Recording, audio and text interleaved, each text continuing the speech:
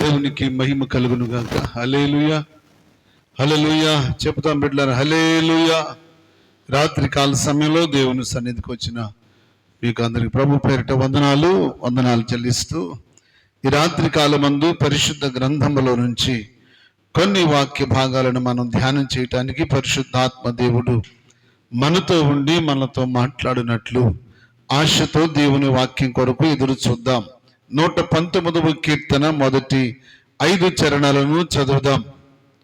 119వ కీర్తన మొదటి 5 చరణాలు చదువుదాం. యెహోవా ధర్మశాస్త్రమును అనుసరించి నిర్దోషముగా నడుచుకుని వారు ధన్యులు. ఆయన శాసనములను గైకొనుచు పూర్ణ హృదయముతో ఆయనను వెదుకువారు ధన్యులు.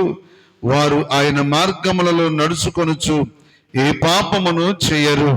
నీ ఆజ్ఞలను జాగ్రత్తగా గైకొనవలెనని నీవు మాకు ఆజ్ఞాపించి ఉన్నావు. ఆహా, నీ కట్టడలను గైకొనున్నట్లు నా ప్రవర్తన స్థిరపడి ఉండినా ఎంత మేలు. రాత్రి కాలమందు దేవుని వాక్య భాగంలో కీర్తనకారుడు దేవుని సన్నిధిలో ఎంతగానో స్తుతిస్తూ ఆయన్ని సన్నిధిలో ప్రార్థిస్తూ ఓ అద్భుతమైన విషయాలను ఈ రాత్రి దేవుడు మనకిస్తూ ఉన్నాడు. ఒక భక్తుడు ప్రార్థన చేయటం, ఒక భక్తుని యొక్క జీవితంలో దేవుడు చేసిన కార్యాలను మన జీవితంలో ఎందుకు చేయడు అనేది రాత్రి మన ప్రశ్నగా ఉంటుంది. ఒక వ్యక్తి ప్రార్థన చేసే ప్రతిఫలాలు పొందినప్పుడు మనం ఎందుకు పొందలేం?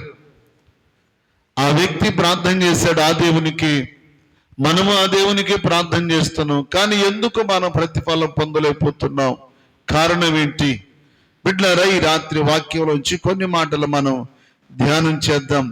ఆయన అంటున్నాడు 3వ చరణంలో, వారు ఆయన మార్గములలో నడుచుకొనుచు ఏ పాపమును చెయ్యరు. నీ ఆజ్ఞలను జాగ్రత్తగా గైకొనవలెనని నీవు మాకు ఆజ్ఞాపించి ఉన్నావు. ఆహా, నీ కట్టడలను గైకొనున్నట్లు నా ప్రవర్తన స్థిరపడి ఉండినంత మేలు. అంటే దేవుని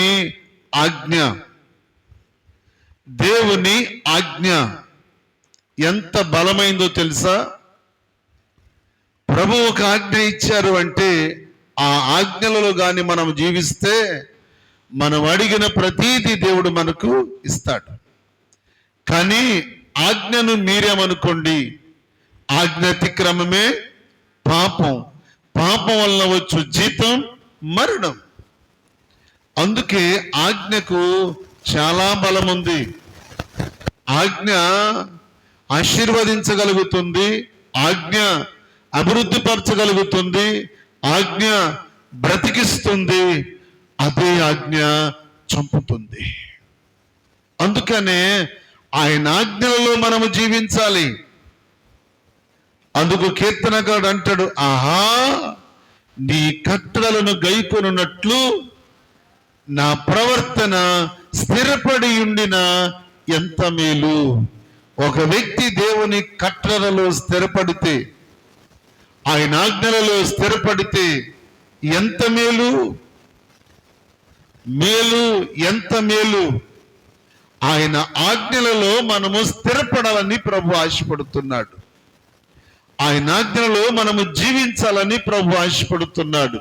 ఎందుకంటే మొదటి కీర్తనలు అంటాడు, దుష్టుని ఆలోచన చొప్పున నడువక, పాపుల మార్గమున నిలువక, అపహాసకులు కూర్చుండు చోటను కూర్చుండక, యెహోవా ధర్మశాస్త్రమునందు ఆనందించుచు దివారాత్రము దాన్ని ధ్యానించువాడు ధన్యుడు.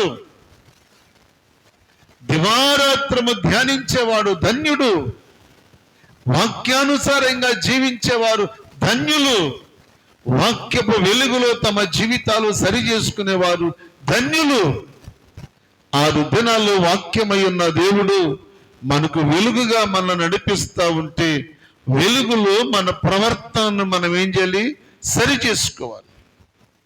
6 దినాలలో వెలుగై ఉన్న దేవుడు మన మధ్యలో సంచరిస్తూ ఉంటే, ఆయన ప్రకాశమానమైన మహిమ కలిగిన కాంతిలో మన రహస్యమైన ప్రతీది కూడా చెప్పండి ఏమవుద్ది? కనపడుతుంటది. అందుకే దాన్ని మనం ఏం చేయాలి? సరి చేసుకోవాలి.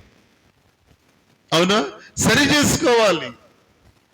ఆయన మహోన్నతమైన కాంతిలో మన రహస్యమైన పాపములు కనపడతాయంట. ఏ కనపడేది చెప్పండి? రహస్యమైన పాపాలు. మనుషులకు కనపడనివి, ఏ మనుషులకు తెలియనివి ఎవరికి తెలుస్తాయంట? దేవునికి తెలుస్తాయి. అందుకే నీ ముఖ కాంతిలో మా రహస్య పాపములు కనబడుచున్నవి అంటాడు భక్తుడు. కనుక బిడ్డలారా, ఆజ్ఞ దీపముగా ఉండాలి మనకు. దేవుని స్తోత్రం. ఎప్పుడు కూడా ఆజ్ఞ దీపముగానే ఉంటుంది. ఆజ్ఞ అనేది ఎప్పుడు మన ముందు నడుస్తూనే ఉంటుంది. ఆజ్ఞ ఎప్పుడు కూడా తన పిల్లలను కదలకుండా చేస్తుంది. ఆజ్ఞ ఎప్పుడు తన పిల్లలు తప్పు త్రోవలోకి వెళ్లకుండా ఆజ్ఞ దీపముగా ఉండి మనకు వెలుగు చూపిస్తూ ఉంటుంది. ఇప్పుడు వెలుగులో ఉన్నవాడు వెలుగులో దొంగతనం ఎవరైనా చేయగలుగుతారా? చేయలేరు. వెలుగులో ఏ తప్పు చేయలేరు. వెలుగులో ఎటువంటిది చేయలేరు. ఎందుకంటే వెలుగులో చేయటానికి భయం కలుగుతుంది. ఒక వ్యక్తి దొంగతనం చేయాలన్నా, ఒక వ్యక్తి పాపం చేయాలన్నా దేని కోరుకుంటాడు? చీకటిని కోరుకుంటాడు.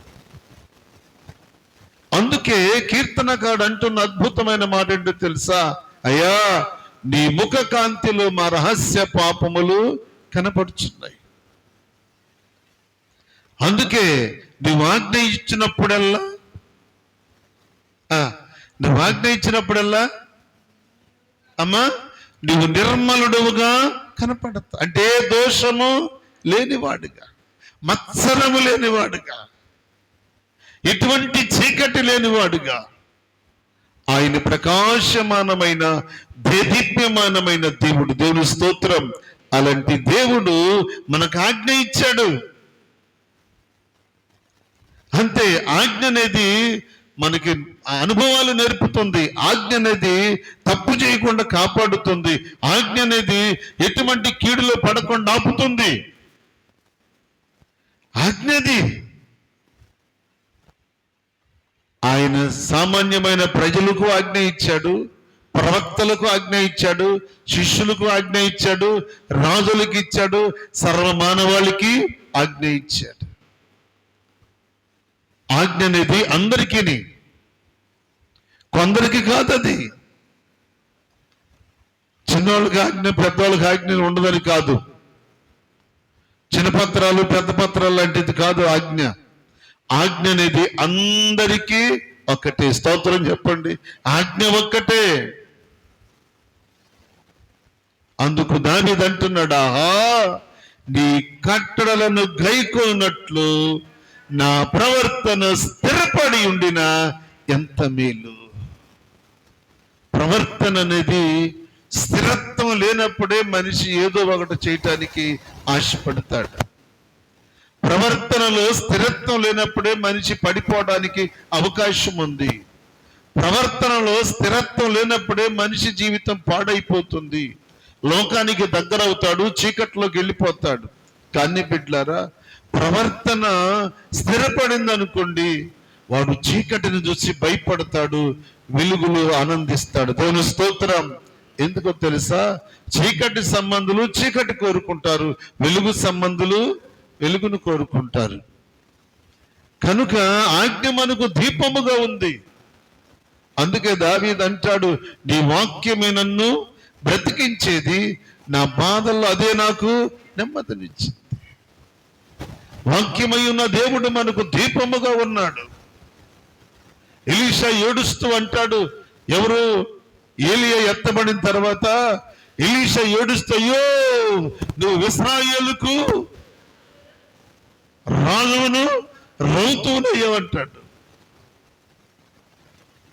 మరో సందర్భంలో భక్తుడు అంటాడు, అయ్యో, నీవు నీ ప్రజలకు ఏంటంట దీపం. దావీదు అంటాడు, అయ్యా, నీవు మాకు దీపం వంటి వాడు అని దావీదుని అంటారు ప్రజలు. రాజా, ఇప్పుడు నువ్వు యుద్ధానికి వెళ్ళటానికి వీల్లేదు రాజా, నువ్వు ఇక్కడే కూర్చో. దావీదు అంటాడు, నువ్వు యుద్ధానికి వెళ్ళాలంటే ప్రజలు అంటారు, వద్దు, రాజా, ఇప్పుడు నువ్వు యుద్ధం చేసే పని నీకు లేదు, మేమున్నాము చూసుకుంటానికి. ఎందుకో తెలుసా, ఇప్పుడు నువ్వు మాకు దీపము వంటి వాడవు. స్తోత్రం చెప్పండి. ఎలాంటి వాడు? దీపము వంటి వాడవు. అంటే మమ్ములను కాంతివంతమైన జీవితంతో కనిపెడుతున్న వాడివి, మాకు వెలుగు లాంటి వాడివి. దేవుని బిడ్డలారా, దేవుడు మనకి ఎంత ఆధిక్యత ఇచ్చాడండి, ఎంత ఆధిక్యత ఇచ్చాడు. లోకానికి మీరు వెలుగై ఉన్నారని చెప్పాడు. మనల్ని ఏమైనా మనం వెలుగై ఉన్నామని. వెలుగుతున్న జ్యోతులం మనం, వెలుగుతున్న పిల్లలం మనం. అందుకే వాళ్ళు దావీదును నువ్వు మాకు దీపము వంటి వాడవని దావీదును గనపరిచారు. దావీదును పొగుడుతారు వాళ్ళు. ఇకప్పుడు నువ్వు యుద్ధం చేసే పని లేదయ్యా, నువ్వు యుద్ధం చేసిన కాలం అంతా చాలిక, నువ్వు శ్రమ పడిన కాలం చాలిక, మా కొరకు ఎన్నో చేసావు రాజా, ఇప్పుడు నువ్వు యుద్ధము చేయొద్దు రాజా, మేము చూసుకుంటాం, నువ్వు ఇక్కడే ఉండు. కారణం ఏంటో తెలుసా, ఇప్పుడు నువ్వు మాకు దీపం వంటి వాడవు, దీపం వంటి వాడవు. వెలుగు సంబంధమైన జీవితం కలిగిన మనలను దేవుడు ఎంతగా ఆధిక్యతనిచ్చి దేవుడు ఈ దినాల్లో మనకు ఈ కృపనిచ్చాడు. బిడ్డలారా, ఎప్పుడు మర్చిపోవద్దు, మనం వెలిగించాడు ఆయన. మనం వెలుగై ఉన్న వారిని, వెలుగుతున్న బిడ్డలు మనం. ఆయన వెలుగులో ప్రకాశిస్తూ మనం వెలుగుతున్న వారిని. ఎందుకో తెలుసా, సూర్యుని కాంతి తీసుకుని వెలిగేదేది చంద్రుడు. సూర్యుడు లేకపోతే చంద్రుడికి కాంతి ఏమీ లేదు. అలాగే ప్రకాశమానమైన దేదీప్యమానమైన నజరేయుడైన యేసుక్రీస్తు ప్రభువారు ప్రకాశించే జ్యోతిర్మయుడై ఉన్నాడు. ఆయన ముఖముల నుంచి వచ్చే తేజస్సు మన జీవితాలను వెలిగిస్తుంది. దేవుని స్తోత్రం, వెలిగిస్తుంది. అందుకే దావీదు అంటాడయ్యా, నీ ముఖ కాంతిలో మా రహస్య పాపాలు కనపడుతున్నాయి. ఎక్కడో కనపడాల్సిన అవసరం లేదు, ఆయన ముఖంలోనే కనపడతాయి మన బ్రతుకులన్నీ. అందుకే మనము చేయాల్సింది, దేవా నా ప్రవర్తన స్థిరపడి ఉండిన నాకు ఎంత మేలు. ప్రవర్తన అనేది దేవుని సన్నిధిలో మనం స్థిరపరచుకోవాలి. 6 దినాలు మనం ఎలాగో స్థిరపరచుకున్నాము లేదా, మన జీవితం స్థిరంగా ఉందా లేదా, మనం ఎలాగ బ్రతికాము, 6 దినాలు దేవుని సన్నిధిలో ఏ స్థితిలో మనం బ్రతుకుతున్నాం, ఆశతో కనిపెట్టుకుని విశ్రాంతి దినం వచ్చిందంటే పరుగు పరుగున లుదియాలంటే మనసు అందరికీ కావాలండి. దేవునికి స్తోత్రం, హల్లెలూయా. లుదియాలంటే మనసు కలిగి ఉండాలి దేవుని బిడ్డలు. విశ్రాంతి దినమున నదీ తీరమున సువార్త జరుగునని వ్యాపారము పెందల కాడ ముగించుకొని పరుగున వెళ్ళింది ఎక్కడికి? వాక్యం వినటానికి. ఎవరామే? లుదియా. అలాంటి మనసు కలిగి ఉండాలి మీరు. అలాంటి మనసు ఎవరైతే కలిగి ఉంటారో ఆ మనసు కలిగిన బిడ్డలు తమ ఇంటి వారి కొరకు నిత్యము పోరాడుతారు. దేవుని స్తోత్రం. కనుక బిడ్డలారా, మన జీవితానికి దేవుడిచ్చిన గొప్ప భాగ్యం ఏంటో తెలుసా? ఆయన కట్టడ మనకిచ్చాడు. ఇశ్రాయేలీలకు ఆయన నిబంధన ఇచ్చాడు, యాకోబుకు కట్టడిచ్చాడు. యాకోబుకు కట్టడిచ్చాడు, తన ప్రజలైన వారికి నిబంధనలు ఇచ్చాడు. కట్టడ నిబంధన అనేది కలిగి ఉన్న పిల్లలు ఆయన ఆజ్ఞను మీరి బయటికి వెళ్ళరు, ఆయన ఆజ్ఞను దాటి వెళ్ళరు. ఆయన ఆజ్ఞను దాటి వెళ్ళామా మన పరిస్థితులు మారిపోయినట్లే. ఆయన కట్టడల నుండి బయటికి వెళ్ళామా మన పరిస్థితులు మారిపోయినట్లే. అందుకే ఆయన ఆజ్ఞల్లోంచి బయటికి వెళ్ళకుండా, కట్టడ మీరిపోకుండా దేవుడు ప్రతి నిత్యము మనకు ఆయన ఒక వాగ్దానం ఇచ్చాడు. అదేంటో తెలుసా? ఆయన ఆజ్ఞలలో జీవించటమే, ఆయన ప్రవర్తనలో మన ప్రవర్తన ఆయన ఆజ్ఞలలో పెట్టుకుని స్థిరపరచుకోవటమే దేవుడు మనకిచ్చిన భాగ్యం. ప్రతి బిడ్డ ప్రవర్తన సరిగా ఉందో లేదో అని ఏం చేయాలి? చూసుకోవాలి. మంద కాపరి మందను కాసేటప్పుడు పగలంతా మందను కాచేటప్పుడు ఏ మంద ఏదెట్టిపోతుందని చూస్తాడా చూడ్డా? కాపరికున్న లక్షణం. ఏ ఒక్కటి కూడా తప్పిపోకుండా చాలా జాగ్రత్తగా కనుపాపాలి కాపాడుకుంటూ మందు కొరకు ప్రయాసపడుతూ ఉంటాడు కాపరి. మనమే ఇంత జాగ్రత్త వహిస్తే మనకు జన్మనిచ్చిన తండ్రి, కాపరి అయిన తండ్రి ఇంకెంత ప్రాధాన్యత ఇవ్వాలి, ఇంకెంతగా ఆయన చూసుకోవాలి. పందు దగ్గరుండి సితారా తీసుకుని వాయించుకుంటూ దేవుని స్తుతించుకుంటూ అంటాడు, గాఢంధకారపు లోయలలోనే సంచరించినను, నీ దుడ్డు కారయు నీ దండము నన్ను ఆదరించెనే, నా భయమే పోయేనే, నా భారము తీర్చెనే, నాకు లేమి కలుగదు, నేనాయన గొర్రెను, నాకు లేమి కలుగదు, నేనాయన గొర్రెను, మంచి కాపరి నా కాపరి, గొప్ప కాపరి నా కాపరి, మంచి కాపరి, గొప్ప కాపరి నా కాపరి. హల్లెలూయా. యవన కాలంలో అరణ్యములో ఉండి సితారా తయారు చేసుకుని సొంతగా రచించుకుని పాటలు రాసి పాటకు రాగాన్ని కట్టి అద్భుతంగా పాడిన యవనస్తుడు ఎవరు? దావీదు మహారాజు. రోషము కలిగి దేవుని కొరకు నిలబడుతూ, రోషము కలిగి యవనస్తుడుగా ఉంటూ తన మందను జాగ్రత్తగా కాపాడుకుంటూ, ఒక పక్కన రచయితగా పాటలు రాస్తూ, ఒక పక్కన పాటలు పాడుకుంటూ, సితారా వాయించుకుంటూ, మందను సంతోషంగా మేపుతూ, మంచి కాపరి లక్షణాలు కలిగి దేవుని కట్టడలో జీవిస్తూ ఉంటే ఆ వ్యక్తిని చూశాడు దేవుడు. దేవుని స్తోత్రం. ఇలాంటి వ్యక్తి ఇంత భద్రంగా సింహపు నోట నుండి, ఎలుకబంట నోట నుంచి మందను తప్పించగలిగి శత్రువు చేతులు పడకుండా రాత్రి మగళ్ళు కాపాడటానికి ఇంత భద్రత కలిగిన కాపరి నా పరిచర్య కొరకు తీసుకుంటే ఇంక ఎంతగానో చేయగలుగుతాడు. దేవుడు దావీదును అక్కడ చూశాడు. తన యొక్క గొప్పతనాన్ని చూశాడు, తన త్యాగాన్ని చూశాడు, తన రోషాన్ని చూశాడు, తన స్థితిని చూశాడు. అందుకే దేవుడు దావీదును, మందను వెంబడిస్తున్న దావీదును తీసుకొచ్చి ఇశ్రాయేలు ప్రజలను ఏలటానికి సింహాసనం మీద కూర్చోబెట్టాడు. దేవుని స్తోత్రం. బిడ్డలారా, మన నిపుణతను చూసి, మన ధైర్యాన్ని చూసి, మనకున్న తలాంతును చూసి, టాలెంట్ను చూసి దేవుడు ఇష్టపడితే నువ్వు ఏ స్థితిలో ఉన్నా నిన్ను అవలేలగా ఆయన లేపి కూర్చుండబెడతాడు. దేవుని స్తోత్రం. అందుకు ఆయన బిడ్డలమైన మనం ఆయన ఆజ్ఞలలో జీవిస్తూ ఉంటే, ఆయన కట్టడను మీరకుండా ఆయన కట్టడలో బ్రతుకుచు ఆజ్ఞలలో జీవిస్తూ ఉంటే, ఆయన మనల్ని చూసినప్పుడు మనం ఆయనకి ఇష్టరాలుగా ఉన్నామనుకోండి, ఆయన మన పట్ల ఏదైనా కార్యాన్ని చేస్తాడు. మనం ఊహించలేం. దావీదు ఎన్నడూ ఊహించలేదు తన స్థితి ఎలాగుంటుందని.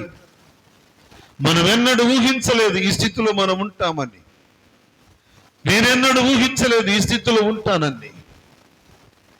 ఈ గ్రామం రావటానికి, ఈ స్థలంలో మందిరం కట్టడానికి, సంఘానికి కాపరుగా ఉండటానికి ఈ స్థితి కలిగి ఉంటానని ఏనాడు నా మనసులో కూడా నేను ఊహించలేదు, ఏనాడు తలంచలేదు. కానీ బిడ్డలారా, దేవుని యొక్క ప్రణాళిక ఎవరి మీద అయితే ఉంటుందో, ఆయన చిత్తము ఎవరి మీద అయితే ఉంటుందో ఆయన దృష్టి ఎవరి మీద అయితే ఉంటుందో, ఆయన ఎవరినైతే ఎన్నుకుంటాడో, కోరుకుంటాడో, ఏర్పరుచుకుంటాడో, తన పని కొరకు నియమించుకుంటాడో ఆ వ్యక్తిని దేవుడు ఎక్కడికైనా తీసుకెళ్తాడు. దేవుని స్తోత్రం. హల్లెలూయా. నేను అనుకుంటాను, నా జీవితమే నిషేధించబడిందైతే ఈ స్థలం అంతకంటే, చెప్పండి, ఈ స్థలము అంతకంటే నిషేధించబడిన స్థలం ఇది. నిషేధించబడిన స్థలము. దేవుని బిడ్డలారా, దేవుని దృష్టిలో ఏదైనా ఉంటే ఆయన కార్యము చెయ్యక మానడు. నిషేధించబడిన స్థలమును స్తుతించే స్థలముగా మార్చాడు. చప్పట్లు కూడా ప్రభువును మహిమపడతాం. నిషేధించబడిన దాన్ని స్తుతించే స్థలముగా మార్చుకున్నాడు. ఏ యోగ్యత లేని నన్ను, అర్హత లేని నాకు ఈ స్థితినిచ్చాడు. నేను ఇక్కడ ప్రార్థించే ప్రతి సమయంలో కూడా దేవుణ్ణి అడుగుతాను, నన్ను ఎందుకు ఎన్నుకున్నావు ప్రభువా? అసలు నేను ఏ పార్టీ వాడిని? ఇక్కడ నిలబడతానికైనా అర్హత కలిగిన వాడినా? నన్ను ఎందుకు పిలిచావు? నాలాంటి వాళ్ళు ఎంతో మంది ఉన్నారు, నాకంటే గొప్ప వాళ్ళు ఉన్నారు, నన్ను ఎందుకు పిలిచావు? నీ పిలిచిన పిలుపులో ఆంతర్యం ఏంటి? నా వల్ల ఏంటి నీకు ప్రయోజనం? నా వల్ల ఏంటి ప్రయోజనం? నీకు తెలీదు. లాస్ట్ టైము రాజన్నయ్య ఐసులో మరణ పడకలో ఉన్నప్పుడు జాన్ రాజు గారు అన్నారు, ఇక ఆఖరి టైం వెళ్ళి ప్రార్థన చేసి వద్దాం రా అంటే వెళ్ళి కన్నీరు కార్చి ప్రార్థన చేస్తే, చేతులేసి ప్రార్థన చేస్తున్నప్పుడు ఒకసారి మనిషి ఉలిక్కిపడి చూశాడు. అన్నయ్య బ్రతుకుతాడు అన్నాడు. బ్రతుకుతాడు. ప్రార్థన చేసి వచ్చేసి, మీకు ఇప్పుడు చెప్పలేదు నేను. ప్రార్థన చేసి వచ్చిన తర్వాత ఒక రాత్రి ప్రార్థన చేస్తా ఉంటే, అతని గురించి ఎందుకు ప్రార్థన చేసావు? నా కొరకు ఏం చేస్తాడు? ఇతన్ని బ్రతికించు ప్రభా, ఇతన్ని బ్రతికించు ప్రభా, అవకాశం ప్రభా అని అడిగావు కదా, తన వల్ల నాకేంటి? చెప్పండి, ఏంటి ప్రయోజనం? నా ప్రభువుకు నేను జవాబుదారిగా ఉన్నాను ఈ రోజు వరకు కూడా. నన్ను అడిగావు బ్రతికించమని, అతని వల్ల ఏంటి నాకు ప్రయోజనం అని అడిగితే నేను జవాబుదారిగా ఉన్నాను ఈ రోజు వరకు కూడా. ఎవరైనా సరే ఏమని అడగాలి? ఒక వ్యక్తి బాగున్నప్పుడు, భయంకరమైన స్థితిలో ఉన్నప్పుడు వెళ్ళి ఆ వ్యక్తి కొరకు అడిగితే మరలా దేవుడు అడుగుతాడు, బ్రతికించమన్నావు, బ్రతికించాను, అతని వల్ల నాకేంటి ప్రయోజనం? ఏంటి ప్రయోజనం? అడిగితే ఏం చెప్పాలి? జవాబుదారిగా ఉన్నాను నేను, జవాబుదారిగా. బిడ్డలారా, మీకు తెలీదు, హృదయాలు కదిలించబడతాయి. ఒక్కోసారి హృదయము గడగడ గడగడ వణుకుతుంది.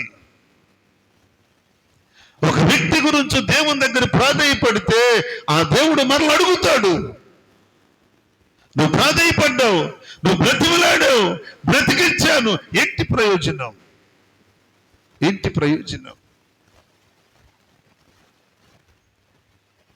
ఇకప్పటి నుంచి ఎవరికైనా ప్రార్థన చేయాలంటే, ప్రభా నీ చిత్తం మీదయ్యే నాన్న, మీ చిత్తం ప్రభా, మీకు ఇష్టమైతే చెప్పండి, మీకు ఇష్టమైతే బ్రతికించుకుని అయినా మీ చిత్తమే ప్రభా. ధైర్యంగా ఈ వ్యక్తిని బ్రతికించనటానికి మనసు రావట్లేదండి, అనలేకపోతున్నాం. ఎందుకో తెలుసా? మరలా దేవుడు అడిగితే జవాబు చెప్పాలి.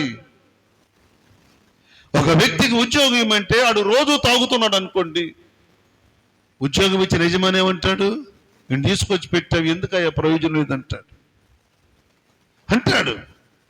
పర్ఫెక్ట్గా ఉంటేనే ఆ వ్యక్తిని గురించి దేవుడు మాట్లాడు, యజమాని మాట్లాడు. ఈ రాత్రి బిడ్డలారా జ్ఞాపకం చేస్తున్నాను, ఎబ్బోకు రేవు దాటటానికి యాకోబు తన మందలను, తన భార్యను, పిల్లలను అందరినీ పంపించేశాడు. మొత్తం అందరినీ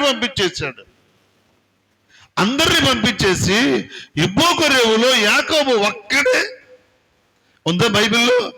యాకోబు ఒక్కడే మిగిలిపోయాను. ఒక్కడే మిగిలిపోయి రాత్రంతా దేవునితో పోరాటం చేయటం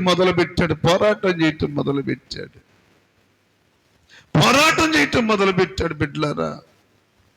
కానీ పోరాటంలో యాకోబు మగసిరి గలవాడై దేవునితో పోరాడి గెలిచాను. దేవుని స్తోత్రం చెప్పుదామా?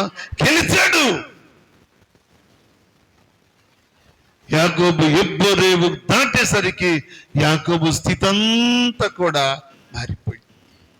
నడక మారిందా? చెప్పరేంటి? నడక మారింది, ఆలోచన మారింది, పరిస్థితులు మారిపోయినాయి. ఇక యాకోబు జీవితంలో ఇక మరొకటి ఏది లేదు. యాకోబు ఇశ్రాయేలుగా ఎబ్బోకురేవు దాటి వెళ్ళగానే 400 మంది ఎదురుకొచ్చేశారు. కానీ 400 మంది వస్తున్న సంగతి తెలిసి యాకోబు 7 మార్లు ఇశ్రాయేలీల దేవునికి సాష్టంగపడ్డాడు. స్తోత్రం చెప్పండి. 7 మార్లు నేలకు సాష్టంగపడి 7వ మారు లేచేసరికి ఏశావు పరిగెత్తుకుని వచ్చి యాకోబును కౌగిలించుకున్నాడు. ఎక్కడ జరిగింది అద్భుతం? 7 మార్లు సాష్టంగపడిన వ్యక్తి ఇశ్రాయేలు. దేవుని స్తోత్రం. 7 సార్లు ఆయన పాదాల మీద పడితే కనికరించకుండా ఉంటాడా? 7 సార్లు ఆయన పాదాల మీద పడితే శత్రువును మిత్రుడుగా మార్చకుండా ఉంటాడా? 7 సార్లు ఆయన పాదాల మీద పడితే ఆజ్ఞలలో జీవిస్తున్నాడన్న సంగతి దేవుడు ఇష్టపడి యాకోబును ఇశ్రాయేలుగా మార్చుకుని ఏశావు చేతుల నుంచి తప్పించడమే కాదు బిడ్డలారా, తన ఆస్తిలో సిల్లుగవ్వ కూడా ఏశావుకు ఇవ్వలే. యాకోబు ఇస్తానన్నాడు, కానీ ఏశావు తీసుకోలే. వద్దు నా తమ్ముడా, నాకు కావలసినంత ఉంది. ఆజ్ఞల్లో జీవించే బిడ్డ, కట్టడలో బ్రతికే వ్యక్తి ఎవరైనా సరే దేవుని ఆజ్ఞను మేరకుండా ఆయన కట్టడలలో బ్రతుకుతూ ఉంటే నీదంటూ ఏది కూడా సిల్లుగవ్వ కూడా ఆయన బయటికి వెళ్ళను. అంతేకాదు యాకోబు 7 మార్లు సాష్టంగ పడితే దేవుని ఎదుట యాకోబును చూసి దేవుడంట సంతోషించాడంట. ఎందుకో తెలుసా? చెప్పండి, ఎందుకు సంతోషించాడు? వద్దు నాయన అన్న కొద్దిగా, ఇక జాలు అన్న కొద్దిగా వాళ్ళ మీద పడుతూనే ఉన్నాడు. ఇక జాలు అన్న కొద్దిగా కాళ్ళ మీద పడుతూనే ఉన్నాడు. కారణం ఏంటో తెలుసా? శత్రువు చేతిలో నుండి తప్పించుకోవాలి. ప్రేమ కలిగిన దేవుడు 7 సార్లు ఆయన పాదాల మీద పడితే క్షమించి ఏశావు మనసంతా కూడా మార్చేశాడు. బిడ్డ, మన జీవితంలో మనం కూడా ఆయన ఆజ్ఞలో బ్రతుకుతూ మన ప్రవర్తన గాని స్థిరపరుచుకున్న రోజున యాకోబు ఇశ్రాయేలు మార్చబడినట్లు మన స్థితిగతులు కూడా దేవుడు మార్చేస్తాడు. ఇప్పుడు మన ప్రవర్తన స్థిరపడినప్పుడు. కొంతమంది అంటే రాళ్ళకి ఏంటండి, వాళ్ళ పిల్లలు పెద్దోళ్ళు అయ్యారు, ఉద్యోగాలు చేస్తున్నారు, వాళ్ళు ఇప్పుడేమో చెప్పండి స్థిరపడ్డారు. ఇక పర్వాలేదండి, వాళ్ళకి ఏం బాధలేదు.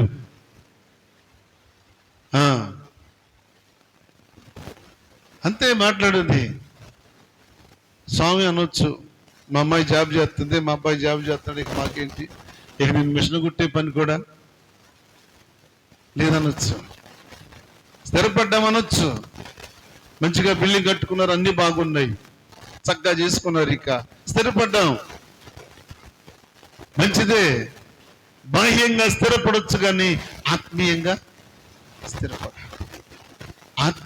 స్థిరపడిన రోజున, ఆత్మీయంగా బలపడిన రోజున నీదంటూ ఏది చిల్లుగా అవ్వకూడదు, బయటికి వెళ్ళనివ్వడు. దేవుని స్తోత్రం. యాకోబుగా శారీరకంగా స్థిరపడి ఎబ్బోకు రేవులోని స్థిరపడి ఎబ్బోకు రేవు స్థితిని మార్చుకుని ఇశ్రాయేలుగా ఎబ్బోకు రేవు దాటి ఆత్మీయంగా స్థిరపడ్డాడు. దేవుని స్తోత్రం. ఇశ్రాయేలుగా సాగి వెళ్ళాడు. మన బ్రతుకుల్లో, మన చీకటి బ్రతుకులను వెలిగించే దేవుడు. జ్యోతిర్మయుడైన దేవుడు మన చీకటి బ్రతుకులను వెలిగించి ఎందుకు పనికిరాని మనలను వెలుగు సంబంధులుగా చేసి చీకట్లో నుంచి పిలిచి ఈ రోజున మనకు ఒక అవకాశం ఇచ్చాడు. ఏమనో తెలుసా? ఆయన గుణాతిశయములను గుర్చి ప్రచురం చేయమని. మరి మీరు ఎంతవరకు చేస్తున్నారు? ఎంతవరకు మీరు చేయగలుగుతున్నారు? నా వంతు నేనే చేయటం కాదండి, మీ వంతు మీరు కూడా చేయాలి. వాక్యం చెప్తుంది అదే. చీకట్లోంచి వెలుగులోకి వచ్చిన ప్రతి విశ్వాసి, ప్రతి విశ్వాసురాలు ఆయన గుణాతిశయములను గురించి చెప్పలేం చేయాలి, ప్రచురం చేయాలి. నువ్వు ఎక్కడ ఉంటే అక్కడ ఒక మాట చెప్పాలి. నువ్వు పనిలో ఉన్నా మాట చెప్పాలి, ఉద్యోగంలో ఉన్నా మాట చెప్పాలి, వ్యాపారంలో ఉన్నా మాట చెప్పాలి, నువ్వు ఎక్కడున్నా మాట చెప్పాలి, ప్రయాణం చేసినా మాట చెప్పాలి. యేసును గురించి నువ్వు ఒక్క మాట అయినా ఒక దినములో చెప్పకుండా ఉండకూడదు. నీ దేవుని గురించి ఎన్ని మాటలు రోజుకి చెప్పగలుగుతున్నావు? నీ స్థితిని గురించి ఎన్ని మాటలు చెప్పుకోగలుగుతున్నావు?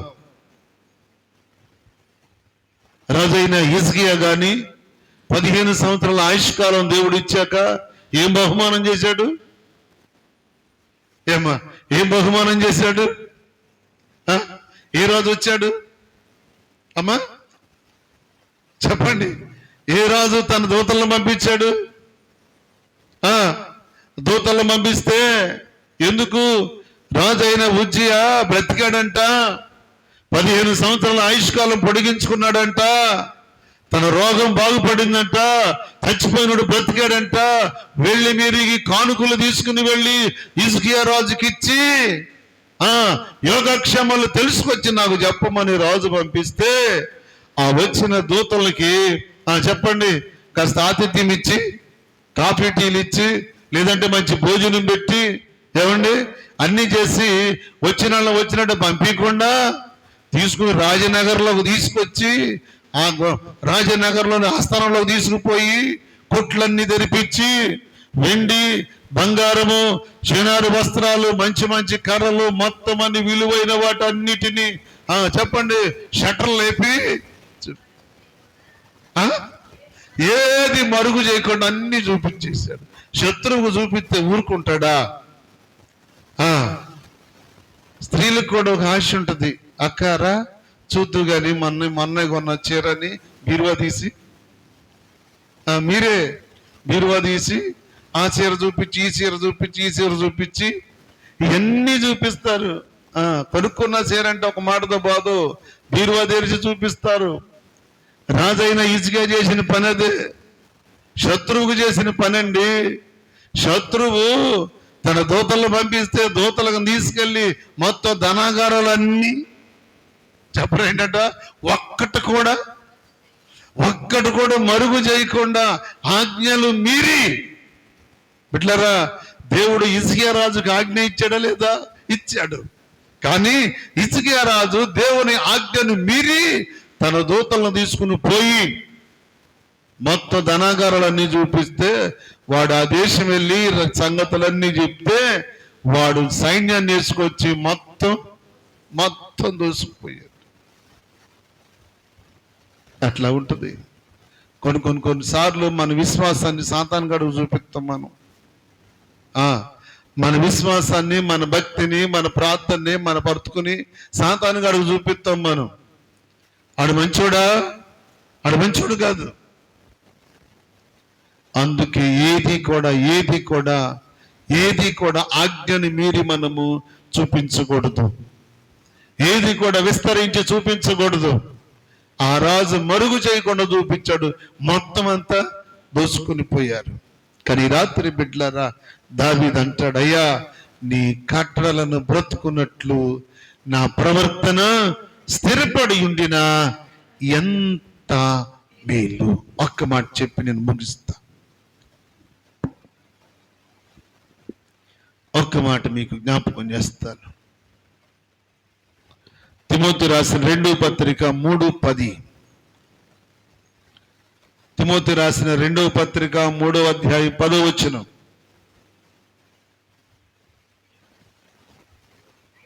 అయితే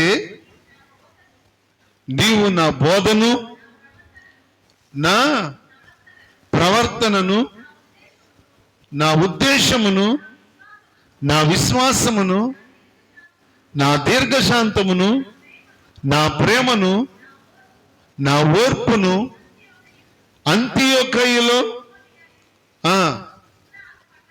లుస్త్రాను పట్టణములలో నాకు కలిగినటువంటి హింసలను, ఉపద్రవములను తెలుసుకొనిన వాడవై నన్ను వెంబడించితివి. అట్టి హింసలను సహించితిని గాని వాటన్నిటిలో నుండి ప్రభువు నన్ను తప్పించిన. దేవునికి మహిమ కలుగును గాక. బిడ్డలారా, పౌలు గారు అనుభవించిన పరిస్థితులన్నీ, పౌలు గారు పడిన బాధలన్నీ, కష్టాలన్నీ, అవమానాలు, నిందలు, శ్రమలు, రకరకాల పరిస్థితులన్నిటినీ తన ప్రియ కుమారుడైన తిమోతికి కళ్ళకు కట్టినట్లు చూపించి, ఇన్ని పరిస్థితులు నన్ను వెంబడించిన నా కుమారుడా, వీటన్నిటిలోంచి నా దేవుడు నన్ను తప్పించాడు. దేవుని స్తోత్రం. ధైర్యాన్ని ఇస్తున్నాడు తిమోతికి. ఇన్ని కలిగి నేను కలవరపడాల్సిన అవసరం లేదు. సంఘానికి ధైర్యాన్ని ఇస్తున్నాడు పౌలయ్య. ఇన్ని పరిస్థితులు వచ్చినాయని మీరు కలవరపడాల్సిన అవసరం లేదు. ఎన్ని కలవరాలు వచ్చినా, ఎన్ని ఆటుపోట్లు వచ్చినా, సముద్రము లేదా ఒక చెరువు ఫుల్లుగా నిండి ఆటుపోట్లతో ఎంతగా గాలికి కొట్టినా అడ్డుకట్ట ఉంటుంది కదా, కళింగ్ ఉంటుంది కదా, దాని సరిహద్దు బేరాలి అంటే పైన ఫ్లోటింగ్ ఉంటేనే ఇది దాటుద్ది, లేకపోతే దాటదు. మన జీవితంలో ఇవన్నీ కూడా మనల్ని దాటాలి అంటే, ఇవన్నీ మనల్ని దాటుకుని వెళ్ళాలంటే, మన మీద నుంచి వెళ్ళాలి అంటే దేవుని అనుమతి ఎంతో అవసరం. అందుకనే భక్తుడు అంటాడు, జలములలో పడి నేను వెళ్ళినా అవి నా మీద పారవు, జలములలో పడి నేను వెళ్ళినా అవి నా మీద పారవు, అగ్నిలో నేను నడచిన జ్వాలలు నన్ను కాల్చ జాలవు, అగ్నిలో జ్వాలలు నన్ను కాల్చజాలవు. హల్లెలూయా హల్లెలూయా హల్లెలూయా ఆమేన్. నేను వెళ్ళే మార్గము నా యేసుకి తెలియును. హల్లెలూయా. ఎన్ని పరిస్థితులు మన మీద నుంచి దాటాలి అంటే బిడ్డలారా, ఎవరి అనుమతి కావాలి చెప్పండి? దేవుని అనుమతి లేకుండా ఏది మన నుండి దాటి, దేవుని అనుమతి లేకుండా ఏది మన మీదకి రాదు. అంతే. ఒక బలహీనత మన మీదకి వచ్చిందనుకోండి, అది ఖచ్చితంగా ఎవరు చెప్పండి? దేవుని అనుమతితోనే వస్తుందండి. అందుకే ప్రభు అన్నారు, నా చిత్తము లేకుండా జంట పిచ్చుకల్లో ఒక పిచ్చుకు నేలను రాలదు, మీ తల వెంట్రుకైనను నేలను రాలదు. ఆయన చిత్తం లేకపోతే, ఆయన చిత్తం లేకపోతే, ఆయన ప్రణాళిక లేకపోతే, ఆయన ఆజ్ఞ ఇవ్వకపోతే ఏ బలహీనత, ఏ వ్యాధి, ఏ శోధన నీ మీదకి రాదు, నీ మీద ఏలుబడి చేయదు. ఆయన ఇష్టం లేకపోతే రాదు. అది ఆయన సెలవిస్తేనే, ఆయన అనుమతి లేకపోతే రాదు.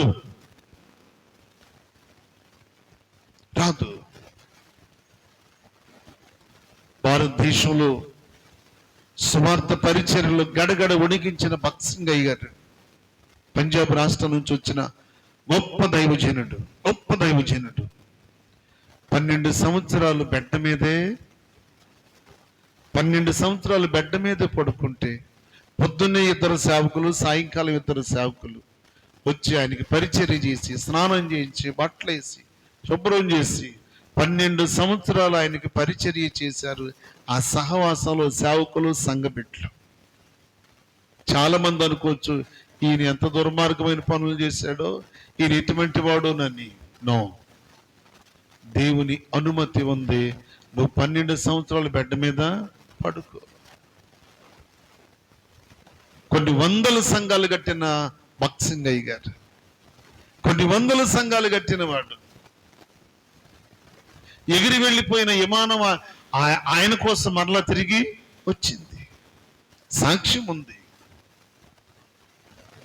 అనేక మంది అద్భుతమైన సాక్ష్యం కలిగిన, రోషం కలిగిన గొప్ప దైవజనుడు భక్సింగయ్య గారు 12 సంవత్సరాలు బిడ్డ మీద ఉన్న 12 సంవత్సరాలు ఏ ఒక్కరూ ఇసుక్కోలేదంట. ఆత్మీయ తండ్రికి సంతోషంగా పరిచర్య చేశారు. ఆశ్చర్యం అది. 12 సంవత్సరాల తర్వాత అప్పుడు అన్నాడంట, మాట్లాడన్న దైవజనుడు చివరి రోజున మాట్లాడుతూ, ఇదిగో ప్రభు నన్ను పిలుస్తున్నాడు, నేను వెళ్ళిపోతున్నాను. అద్భుతం. ఒక్కొక్క దైవజనుడు ఒక్కొక్క సాక్ష్యం భూమి మీద స్టాంప్ వేసి ఉంటుంది. మర్చిపోవద్దు. మన జీవితానికి ఒక కట్టడ దేవుడు మనకిస్తే ఆ కట్టడలో మనం ఉండాలి, నిబంధనలో మనం ఉండాలి. అదే మన విశ్వాసం. దేవుని స్తోత్రం. అదే మన విశ్వాసం.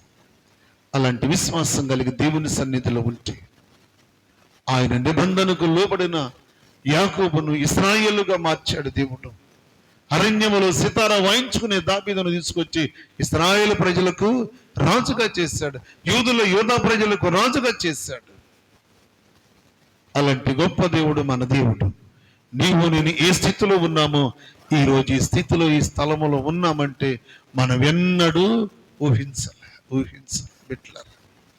మనం ఊహించినటువంటి కార్యాలు చేయటమే మనం ఆరాధించే దేవుని యొక్క గొప్పతనం. దేవునికి స్తోత్రం. మనం ఎన్నడూ ఊహించలేము. అంతే. మనం ప్రార్థన చేయటమే, మన కుటుంబం కొరకు, మన బిడ్డల కొరకు ప్రార్థన చేయటమే. మనమేదో కలల కంటే కలలు నెరవేరు. మన ప్రార్థన చేసి ప్రభువుని అడుగుతూ ఉంటే మన తలంపులకు మించిన కార్యాలు దేవుడు చేస్తాడు. ఎప్పుడు మర్చిపోవద్దు. నా కుమారుని ఎక్కడికో తీసుకెళ్ళాలి, నా కుమార్తెను ఎక్కడికో పంపించాలి, అమెరికా పంపించాలి, లండన్ పంపించాలి, ఆ దేశం పంపించాలి, ఈ దేశం పంపించాలని మనము ఇక్కడే గాల్లో మేడలు కట్టి ఊహించామనుకోండి, ఇవన్నీ కాదు. దేవుడు అంటాడు, నాకు అప్పగించు, నీ భారము నా మీద మోపు, నేను చూసుకుంటా.